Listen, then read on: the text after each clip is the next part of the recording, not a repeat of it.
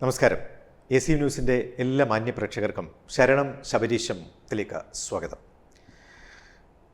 കേരളത്തിലെ എന്നല്ല ലോകത്തിലെ എല്ലാ മലയാളികളും സ്വാമിയെ ശരണമയ്യപ്പ എന്ന നവാക്ഷരി മന്ത്രം ഉരുവിട്ടുകൊണ്ടിരിക്കുന്ന ഒരു കാലഘട്ടത്തിലൂടെ, മണ്ഡല കാലഘട്ടത്തിലൂടെയാണ് നാം സഞ്ചരിക്കുന്നത്.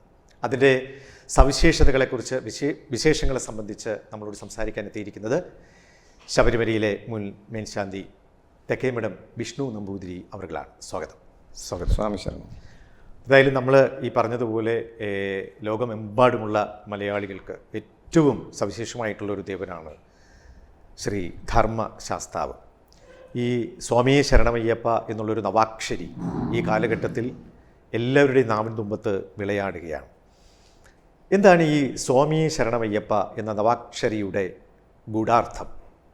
സ്വാമിയെ ശരണമയ്യപ്പ എന്ന് പറയുന്നത് ഇന്ന് ലോകമെമ്പാടും എവിടെ നിന്ന് സ്വാമിയെ എന്ന് വിളിച്ചാലും ശരണമയ്യപ്പ എന്നുള്ള മറുപടി ലഭിക്കുന്ന രീതിയിൽ ലോകമെമ്പാടും പ്രചരിച്ചു കഴിഞ്ഞ ഒരു മഹാമന്ത്രമാണ്.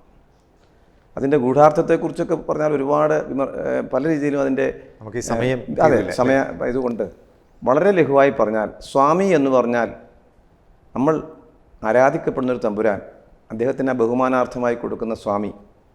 അതുമാത്രവുമല്ല, ശ്രീയോഗ പട്ടാഞ്ചരത്തിൽ യോഗനിദ്രയിലാണെന്ന ആ ധർമ്മസംരക്ഷകനായ ആ സ്വാമിയെ എന്ന് വിളിക്കുമ്പോൾ നമുക്ക് ശരണം തരണമേ, ശരണാഗതി നൽകണമേ അയ്യപ്പ.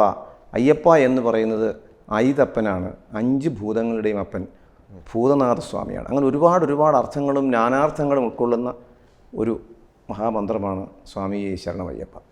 പക്ഷേ സാധാരണഗതിയിൽ ജപിക്കുന്ന ഒരു ഭക്തന്, അത് ഉരുവിടുന്ന ഒരു ഭക്തന്, അവനെല്ലാം എൻ്റെ സ്വാമി, എൻ്റെ അയ്യപ്പൻ എന്ന് മാത്രമേ ഉള്ളൂ. അതിൻ്റെ ആ അഗാധമായ ആ വിശ്വാസമാണ്, ആത്മസമർപ്പണമാണ് അതിൻ്റെ ഏറ്റവും വലിയ അർത്ഥമെന്ന് തന്നെ ശരണമന്ത്രത്തിൽ ഉള്ളത് എന്നുള്ളതാണ്. എന്തായാലും നമ്മുടെ ഭക്തരൊക്കെ തന്നെ 41 ദിവസം അതികഠിനമായിട്ടുള്ള വ്രതമെടുത്ത് 18-ാം പടി ചവിട്ടി നമ്മൾ മുകളിലേക്ക് വരുമ്പോൾ ഛാന്തോക്യോപനിഷത്തിൽ നിന്നുള്ള തത്വമസി എന്നുള്ള ഒരു പൊരുളാണ് അവിടെ എഴുതി വച്ചിരിക്കുന്നത്. അതിൻ്റെ പൊരുൾ എന്താണ്? തത്വമസി എന്ന വാക്ക് തന്നെ തത് ത്വം അസി എന്ന് 3 പദങ്ങൾ ചേർന്നിട്ടുള്ള ഒരു വാക്കാണ്. തത് എന്ന് പറഞ്ഞാൽ അത്, ത്വം നീ, അസി ആകുന്നു, അത് നീ തന്നെയാകുന്നു. നീ ആരെയാണോ ഭജിക്കുന്നത്, ആരെയാണോ വിശ്വസിക്കുന്നത്, ആരെയാണോ തേടുന്നത്, ആരിലാണോ സമർപ്പിക്കുന്നത്, അത് നീ തന്നെയാണ്. അതിൻ്റെ ലഘുവായ അർത്ഥം പറഞ്ഞാൽ നമ്മളിൽ തന്നെയാണ് ഈശ്വരാംശം ഉൾക്കൊണ്ടിട്ടുള്ളത്. ഏത് ദേവനെ ഭജിക്കുമ്പോഴും നമ്മളിലുണ്ടാകുന്ന ഒരു ഈശ്വരാംശത്തെ നമ്മൾ ഉണർത്തുന്നു എന്നുള്ളതാണ് അതിൻ്റെ അർത്ഥം. നമ്മൾ ഈശ്വരാംശം ഉണർത്തുകയും നമ്മൾ ഈശ്വരനായി പരിണമിക്കുകയും ചെയ്യുമ്പോഴാണ് യഥാർത്ഥ ഈശ്വരനെ ദർശിക്കുവാൻ നമുക്ക് സാധിക്കുന്നത്. ആ ഒരു മഹാസന്ദേശമാണ് കാടും മേടും താണ്ടി അനവധി ദിവസങ്ങൾ വ്രതമെടുത്ത് കാടും മേടും താണ്ടി ഇരുമുടി കെട്ടുമേന്തി ആ 18 നമുക്കറിയാം, ജീവിതത്തിലെ 18 പടികൾ എന്നുള്ള സങ്കല്പത്തിലുള്ള 18 പടികളും താണ്ടി ഉയരെ ചെല്ലുമ്പോൾ ഭഗവാൻ പറയുകയാണ്, അത് നിന്നിൽ തന്നെ ഉണ്ടല്ലോ, അത് നീ തന്നെയാകുന്നുണ്ടല്ലോ. ഞാൻ എന്ന് പറയുന്ന ഭാവം, അല്ലെങ്കിൽ നീ എന്നെ വിശ്വസിക്കുന്ന ഭാവം, അത് നിന്നിൽ തന്നെ ഉണ്ടല്ലോ എന്ന് പറയുന്ന ഒരു മഹാസന്ദേശമാണ്. അതുതന്നെയാണ് അവിടെ ലഭിക്കുന്നതും. സമദർശനമാണ് അദ്ദേഹത്തിൻ്റെ ഒരു അനുശാസനം തന്നെ. അത് ലോകത്തെങ്ങുമില്ല, ശബരിമല മാത്രമേ ഉള്ളൂ. അത് ശബരിമല എന്ന് പറയുന്ന ക്ഷേത്രത്തിന് മാത്രം അവകാശപ്പെട്ടതാണ്. അങ്ങനെ തന്നെ നേരത്തെ പറഞ്ഞു ഈ 18 പടികൾ എന്നുള്ളത്. ഈ 18 പടികൾ, അയ്യപ്പൻ്റെ ഈ 18 മലകളെ ഉപമിച്ച് കേൾക്കാറുണ്ട്. 18 പടികളെക്കുറിച്ച് ഒരുപാട് സങ്കല്പങ്ങൾ പറയുന്നുണ്ട്. അതുകൊണ്ട് അത് നമ്മൾ ഏത് പറഞ്ഞാലും ഓരോ കാലഘട്ടത്തിനും ദേശത്തിനും അനുസരിച്ചിട്ട് ഓരോരുത്തർ പല രീതിയിൽ അത് വിശ്വസിച്ചിരിക്കുന്നത്. പക്ഷേ വിശ്വാസങ്ങൾക്കെല്ലാം അപ്പുറമായി അവിടെ നടക്കുന്ന, നമ്മുടെ താന്ത്രിക വിധാനമനുസരിച്ച് അവിടെ നടക്കുന്ന 18 പടികളിലും നടക്കുന്ന പൂജയാണ് 18 പടിപൂജ. ആ പടിപൂജയിൽ 18 മലദൈവങ്ങളെ, ദേവന്മാരെയും സങ്കല്പിച്ചാണ് പൂജ ചെയ്യുന്നത്. അപ്പോൾ ആ സങ്കല്പം വെച്ച് നമുക്ക് വിശ്വസിച്ചാൽ 18 മലകളുടെയും ഉടമസ്ഥന്മാരായ ആ ദേവന്മാർ അതിൽ കുടികൊള്ളുന്നു എന്നുള്ള വിശ്വാസമാണ് അതിൽ പ്രാധാന്യം. അങ്ങനെ 18 മലകളും ഉൾക്കൊള്ളുന്ന ആ ദേവന്മാരും ഉൾക്കൊള്ളുന്ന ആ തിരുപ്പടികളിൽ നമ്മൾ പാദം വെച്ച് നമിച്ചുകൊണ്ട് ആ ഭഗവത് ദർശനത്തിന് വേണ്ടി പോകുന്നു എന്നുള്ളതാണ് അതിൻ്റെ വിശ്വാസം. ശരിക്കും നമ്മൾ ഈ വ്രതം എടുത്തു കഴിഞ്ഞാൽ അയ്യപ്പ കാനന മേഖലയിലേക്ക് നമ്മൾ പോകുമ്പോഴേക്കും മനുഷ്യനും മണ്ണും എല്ലാ സർവ്വചരാചരങ്ങളും ഒന്നാകുന്ന ഒരു രീതിയിലേക്കാണ്. അവിടെ നമ്മൾ അയ്യപ്പനെ ധർമ്മശാസ്താവിനെ അറിയപ്പെടുന്നത് കാനന വാസൻ എന്നുള്ളതാണ്. അയ്യപ്പൻ്റെ പൂങ്കാവനം ഏറ്റവും പ്രാധാന്യമർഹിക്കുന്നതാണ്. അതിൻ്റെ സവിശേഷതകളെക്കുറിച്ച് ഒന്ന് പറയാം. തീർച്ചയായും നമുക്ക് ശബരിമല ദർശനം അല്ലെങ്കിൽ ശബരിമല തീർത്ഥാടനം എന്ന് പറയുന്നത് തന്നെ ഒരു മാനവരാശിയിൽ നമ്മൾക്ക് നമ്മളെ പഠിക്കുവാൻ, നമ്മളെ മനസ്സിലാക്കുവാനുള്ള ഒരു ഉപാധി കൂടെയാണ്. കഠിനമായ വ്രതം 41 ദിനങ്ങൾ എടുക്കുമ്പോൾ തന്നെ അറിയാം, നമുക്ക് ലൗകികമായ ഒരുപാട് സുഖങ്ങളിൽ നിന്നും ഒരുപാട് വ്യത്യാസം നമുക്ക് വരുത്തേണ്ടതായി വരും. പലതിനെയും ത്യജിച്ചുകൊണ്ട് ഒരു സന്യാസ രീതിയിൽ തന്നെ നമ്മൾ ആ വ്രതം അനുഷ്ഠിക്കുന്നു. ആ വ്രതം അനുഷ്ഠിച്ച് അതൊരു പക്ഷേ ഈ കാനനത്തിലേക്കുള്ള യാത്രയ്ക്കുള്ള ഒരു പരിചയം എടുക്കുക അല്ലെങ്കിൽ അതിനുവേണ്ടിയുള്ള എക്സ്പീരിയൻസ് ആകുക എന്നുള്ളത് കൂടിയാണ്. അങ്ങനെ പൂർത്തീകരിച്ച വ്രതത്തോടുകൂടി ഒരു കാനനത്തിൽ പ്രവേശിച്ചാൽ അവിടെ അറിയാം സർവ്വചരാചരങ്ങളിലും അടങ്ങിയിരിക്കുന്നതാണ് ഈശ്വര ചൈതന്യം. വിശിഷ്യ ധർമ്മശാസ്താവിൻ്റെ ആ പൂങ്കാവനത്തിൽ അയ്യപ്പൻ്റെ പരിപൂർണമായ ചൈതന്യം ഉൾക്കൊള്ളുന്നു എന്നാണ്. അവിടെ ചെന്നാൽ തന്നെ നമുക്ക് ദർശിക്കാം, അവിടെ എല്ലാം ഒന്ന് തന്നെയാണ്. അവിടെ ഒരു വേർതിരിവുകളുമില്ല. പ്രകൃതിയാണെങ്കിലും അതിനൊത്തു തന്നെ നമ്മോടൊപ്പം ചേരുന്നു എന്നുള്ളതാണ് എൻ്റെ വിശ്വാസം. കാരണം അവിടെ അറിയാം, ഈ ഉദാഹരണം പറഞ്ഞാൽ മണ്ഡലമാസ കാലം അതികഠിന തടുപ്പ് നാട്ടിലെല്ലാം അനുഭവപ്പെടുന്ന ഒരു മഞ്ഞുകാലമാണ്. ഈ സമയത്ത് കൊടാനുകൂടി ഭക്തന്മാരെത്തുന്ന ശബരിമലയിൽ ചെന്നാൽ ആ തണുപ്പ് നമുക്ക് തോന്നാറില്ല. കാരണം ഭക്തന്മാരെ ഒരു പക്ഷേ തണുപ്പേ ഇല്ല, അവിടെ ചൂടാണോ എന്ന് തന്നെ ശങ്കിക്കേണ്ടി വരും. കാര്യം പ്രകൃതി പോലും ഈ വരുന്ന ഭക്തന് കൂടെ ചേർന്ന് ഇഴുകിച്ചേർന്ന് പ്രകൃതി പോലും മാറുന്നു. അങ്ങനെ അവിടെ ചെന്നാൽ ഓരോ ഭക്തനും സ്വാമിമാരായി പരിണമിക്കുന്നു. അവിടെ പൂജാരിയാണെങ്കിലും പുരോഹിതനാണെങ്കിലും ഉദ്യോഗസ്ഥന്മാരാണെങ്കിലും ഭക്തനാണെങ്കിലും എല്ലാം സ്വാമിമാരായി പരിണമിക്കുന്നു. അതാണ് നമുക്കറിയാം, നമ്മുടെ ഭാരതത്തിൻ്റെ സംസ്കൃതത്തിൻ്റെ നാനാത്വത്തിൽ ഏകത്വം എന്ന് പറയുന്നത് തന്നെ അവിടെ ഒരുപക്ഷെ അവിടെ നമുക്കത് നേരിട്ട് കാണാൻ സാധിക്കുന്നു. എല്ലാം ഉണ്ടെങ്കിലും എല്ലാവരിലും കാണുന്നത് ഒന്നാണ്, അത് സ്വാമി. പണ്ഡിതനും പാമരനും അല്ലേ, എല്ലാ മേഖലയിലുള്ളവരൊക്കെ തന്നെ സ്വാമി എന്ന നാമത്തിൽ മാത്രം. കുബേരനും കുചേലനും ഒന്നാണ്, പണ്ഡിതനും പാമരനും ഒന്നാണ്. പരസ്പരം വിളിക്കുന്നത് പോലും സ്വാമി. മാല അണിഞ്ഞു കഴിഞ്ഞാൽ പിന്നെ അവൻ സ്വാമിയാണ്. അവൻ സ്വാമി എന്ന പദത്തിൽ അറിയപ്പെടുന്നു, അയ്യപ്പൻ്റെ ഒരു പ്രതീകമായി കാണുന്നു. അങ്ങനെ മാല അണിഞ്ഞ് ആ മുദ്ര ധരിച്ചുകൊണ്ട് വ്രതം പൂർത്തിയാക്കി ഇരുമുടിക്കെട്ട് വേണ്ടി യാത്ര തുടങ്ങിയാൽ അവൻ്റെ സംരക്ഷണം മുഴുവൻ, ആത്മസമർപ്പണം ചെയ്യുന്ന ഏതൊരു ഭക്തൻ്റെയും സംരക്ഷണം മുഴുവൻ അയ്യപ്പൻ നേരിട്ട് നോക്കിക്കൊള്ളൂ. അവൻ അവിടെ ചെന്ന് ഭക്തിയോടുകൂടി ചെന്നാൽ പൂർണ്ണമായിട്ടും ദർശനം നടത്തി അവൻ അവിടെ നിന്ന് പടിയിറങ്ങാൻ സാധിക്കുമെന്നുള്ളത് യാതൊരു സംശയവും വേണ്ട. ശരിക്കും ഈ ഭക്തിയുടെ സവിശേഷതയിലേക്ക് വരുമ്പോഴൊക്കെ നമുക്ക് ലൗകികമായിട്ടുള്ള മറ്റു കാര്യങ്ങളൊക്കെ മാറ്റിവെച്ചുകൊണ്ട്, സൗന്ദര്യം മറ്റു കാര്യങ്ങളൊക്കെ മാറ്റിവെച്ചുകൊണ്ട് നമ്മൾ ഭക്തിയുടെ മാർഗത്തിലേക്കാണ് നടക്കുന്നത്. അപ്പോഴും ഈ ശബരിമല തീർത്ഥാടകരായിട്ട് പോകുന്ന, വ്രതമെടുത്ത് പോകുന്നവരൊക്കെ തന്നെ നീലയും കറുപ്പും നിറമുള്ള വസ്ത്രങ്ങളാണ് അണിയുന്നത്. അതിൻ്റെ പിന്നിൽ എന്തെങ്കിലും സവിശേഷത? അതിൻ്റെ ഒന്നാമത് നമുക്ക് ഞാൻ പറയാമല്ലോ, ഒരു ഹൈന്ദവ വിശ്വാസത്തിൽ ആരാധനകൾ, ആചാരങ്ങളെല്ലാം തന്നെ ശാസ്ത്രീയമായ ഒരു വശം ഉൾക്കൊള്ളുന്നത് കൂടിയാണ്. ശാസ്ത്രീയമായി തെളിയിക്കപ്പെടാത്ത, അല്ലെങ്കിൽ ശാസ്ത്രീയമായി നമുക്ക് ഉൾക്കൊള്ളാൻ പറ്റാത്ത ഒരു വിശ്വാസങ്ങളും ആചാരങ്ങളും സനാതനമായ ഹിന്ദു ധർമ്മത്തിലില്ല.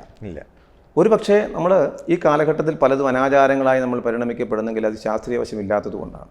ശാസ്ത്രീയമായി ഉൾക്കൊള്ളുകയാണെങ്കിൽ നമ്മൾ ഇപ്പോൾ പറഞ്ഞ ആ കറുപ്പ് വസ്ത്രധാരണം അല്ലെങ്കിൽ നീല വസ്ത്രധാരണം എന്ന് പറയുന്നത് തന്നെ നമുക്കറിയാം, ഈ തണുത്ത കാലഘട്ടത്തിൽ ഈ കാനനത്തിലേക്കാണ് നമ്മൾ പോകുന്നത്.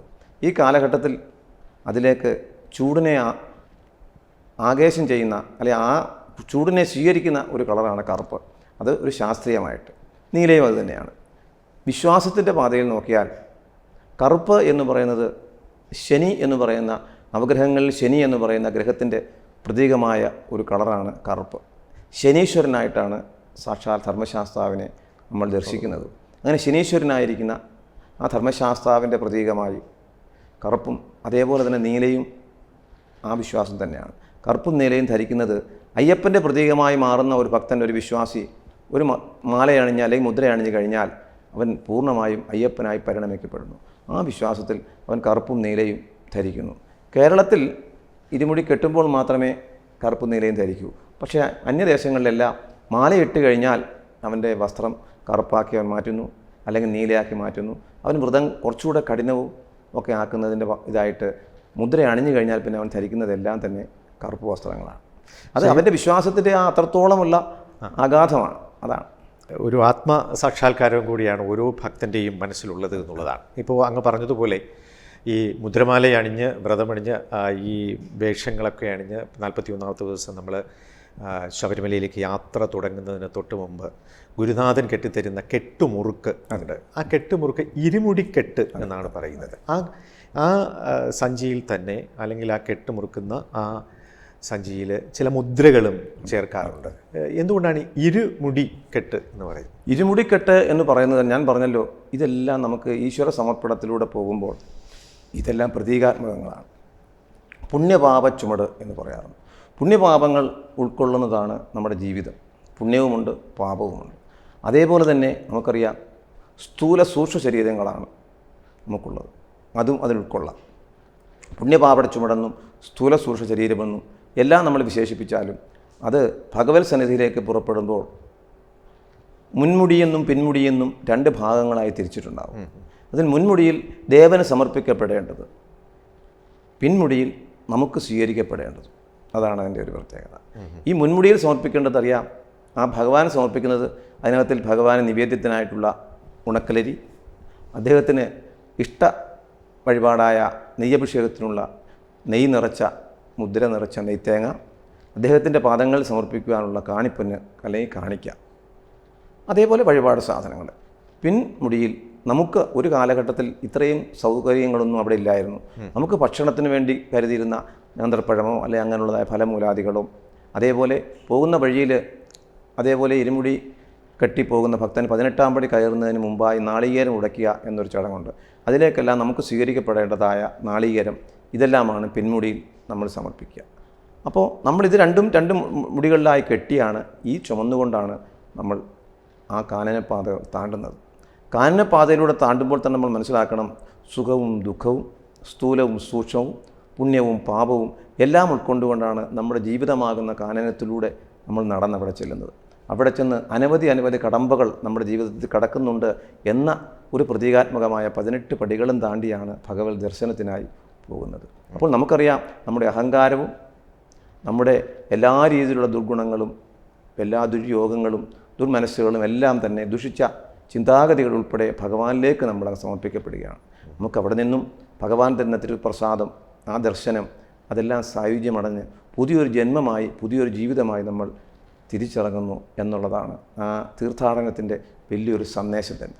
അതിൻ്റെ ഒരു പരമമായ സന്ദേശം എന്ന് പറയുന്നത് തന്നെയാണ്. ഒരു മനുഷ്യനെ സംബന്ധിച്ചിടത്തോളം കാമം, മോഹം, ക്രോധം, ലോഭം, മതം, മാത്സര്യം, ഇതൊക്കെ വെടിഞ്ഞുകൊണ്ടാണ് നമ്മൾ ഈ ശബരിമല ദർശനത്തിലേക്ക് എത്തുകയും അവിടെ ആ അകമ്പൊരുളിലൂടെ നമ്മൾ ആ അറിവിനെ സ്വായത്തമാക്കുമ്പോൾ യഥാർത്ഥ മനുഷ്യനാവുകയും ചെയ്യും.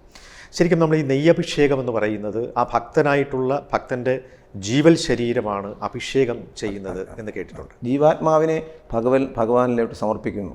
അതാണ് ഭഗവാന്റെ നെയ്യഭിഷേകമായി നമ്മൾ കാണുന്നത് തന്നെ. അതിൽ ഉൾക്കൊള്ളുന്ന നെയ്ത്തേങ്ങയിൽ ഉൾക്കൊള്ളുന്ന ജീവാത്മാവിനെ ഭഗവാനിലേക്ക് സമർപ്പിക്കുകയും പരമാത്മാവായിരിക്കുന്ന കിട്ടുന്ന ബാക്കിയുള്ള ജഡപേടകമായിട്ട് നമുക്ക് കിട്ടുന്ന അതിന് നമ്മൾ ആഴിയിൽ സമർപ്പിക്കുകയാണ്. അപ്പോൾ അതിൽ നമുക്കറിയാം, നമ്മുടെ ജീവചൈതന്യം, നമ്മുടെ മനസ്സിൻ്റെ ഉള്ളിലുള്ള അഗാധമായ ആ ഈശ്വര പ്രേമം അല്ലെങ്കിൽ ഈശ്വര ഭക്തിയോടുകൂടി ആ ഭഗവാന്റെ ആ ശിരസ്സുകളിലോട്ട് നമ്മൾ പൂർണ്ണമായി അങ്ങ് സമർപ്പിക്കുന്നു. നമ്മുടെ ജീവാത്മാവിനെ സമർപ്പിക്കുന്നു. ആ ഒരു വിശ്വാസം തന്നെയാണ് ഈ നെയ്ത്തേങ്ങയിലൂടെ നമ്മൾ കാണിക്കുന്നത്.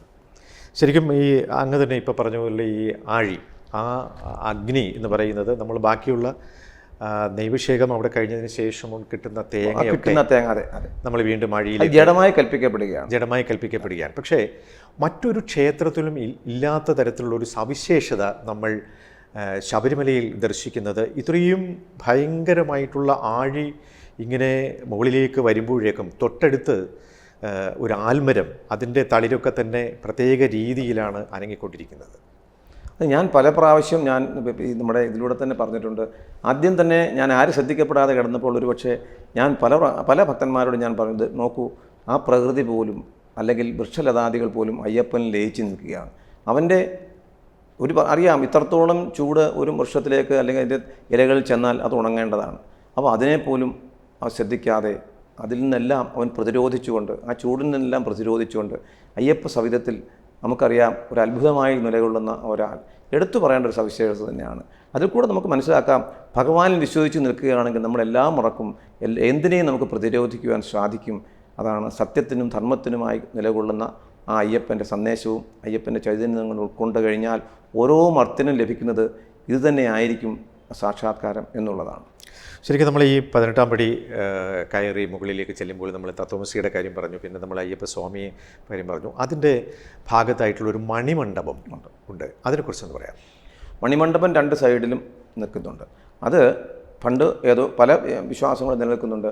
ഒരു കാലഘട്ടത്തിൽ പറഞ്ഞു കേട്ടുള്ള അറിവേ ഉള്ളൂ. ഒരു കാലഘട്ടത്തിൽ പണ്ടുണ്ടായിരുന്ന ആ ഏതോ കാലഘട്ടത്തിൽ നശിച്ചു പോയിരുന്നൊരു, നശിപ്പിക്കപ്പെട്ടെന്നോ നശിച്ചെന്നോ എന്തോ തീപിടുത്തത്തിലുണ്ടായ, അഗ്നിബാധയിലുണ്ടായ അതിൽ ക്ഷതം സംഭവിച്ച ആ ഭഗവാന്റെ വിഗ്രഹം ഉൾപ്പെടുന്ന ലോഹങ്ങളെല്ലാം കൂടി എടുത്താണ് 2 മണിമണ്ഡപങ്ങളായിട്ട് 2 സൈഡിൽ നിർത്തിയിട്ടുണ്ട് എന്നുള്ള ഒരു വിശ്വാസമുണ്ട്.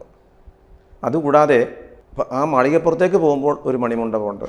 അതാണ് താങ്കൾ ഉദ്ദേശിച്ചതെങ്കിൽ അത് ഭഗവാന്റെ സമാധിയാണെന്നും ആ ജീവസമാധിയാണെന്നും അതല്ല ഭഗവാൻ ആദ്യം പന്തളത്ത് നിന്ന് എയ്ത അമ്പ് അവിടെ വന്ന് വീണതാണ്. ഇങ്ങനെ അനവധി വിശ്വാസങ്ങളുണ്ട്. ഇതിനെല്ലാം ഉപരി അവിടെ ഇന്നും ആ ഭഗവാന്റെ മണ്ഡലപൂജ കഴിഞ്ഞാൽ, മകരവിളക്ക് തിരുവാഭരണം വന്നു കഴിഞ്ഞാൽ 5 ദിവസങ്ങളിൽ അവിടെ നിന്നും 18-ാം പടി വരെ ഒരു എഴുന്നള്ളത്ത് വരുന്നുണ്ട്. അങ്ങനെ പല ഐതിഹ്യങ്ങളും അതിൽ നിലകൊള്ളുന്നുണ്ടെങ്കിലും എത്രത്തോളം അതിന് ആധികാരികത ഉണ്ടെന്നുള്ളത് ഞാനും പറയുവാൻ നിസ്സഹായനാണ്. എന്തായാലും ശരിക്കും ഈ അയ്യപ്പനെ സംബന്ധിച്ച് നമ്മൾ നോക്കുമ്പോഴേക്കും ഒരു ദൈവിക കൽപ്പന നമ്മളെ പരികൽപ്പിച്ചു കൊടുക്കുന്നുണ്ടെങ്കിലും ഈ അയ്യപ്പനെ ഏറ്റവും കൂടുതൽ നമ്മൾ കാണുന്നത് മനുഷ്യനായി തന്നെയാണ്, മനുഷ്യൻ്റെ ഒരു ദിവ്യരൂപമായിട്ടാണ് കാണുന്നത്.